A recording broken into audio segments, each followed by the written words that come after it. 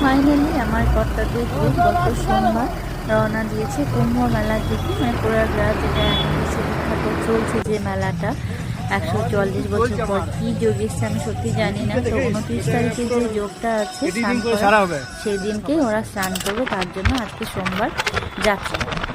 তো আমার কর্তা ছোটো ছোটো ক্লিপ আমাকে পাঠাচ্ছে, আমি সেটাই তোমাদের সাথে শেয়ার করব আজকে। তো এটা হচ্ছে সফর রাস্তা। তো ভিউগুলো, ছোটো ছোটো ভিউগুলো সত্যিই খুব ভালো লাগছে দেখে। তো মনে হচ্ছে আমি কেন গেলাম না, আমারও যেতে ইচ্ছা করছে এই ভিডিও দেখে। বাট বলছিল যে চলো, বাট না আমি যাইনি। এখন মনে হচ্ছে গেলেই ভালো হতো। তো কে কে কুম্ভ মেলায় গেছো, আশা করি প্রচুর মানুষ গেছে, দেখতে পাচ্ছি ভিডিওতে। আর যারা যাওনি তারাও আশা করি সামনে শিবরাত্রিতে যাবে। তো ফাইনালি ওরা কুম্ভ গেটে পৌঁছে গেছে, প্রয়াগরাজের যে মেন গেট ওখানে পৌঁছে গেছে। এরপর কি করে দেখি। তো গেটটা তো বেশ ভালোই জ্যামও রয়েছে হালকা,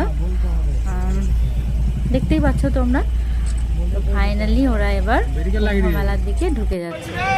তো এবার হচ্ছে পায়ে হাঁটার পথ। অনেকেই বলছিল 22-30 হ্যানা তেনা, বাট ফাইনালি 10 কিলোমিটার পায়ে হাঁটতে হয়, 10 থেকে 11 কিলোমিটার আমার কর্তা বললো।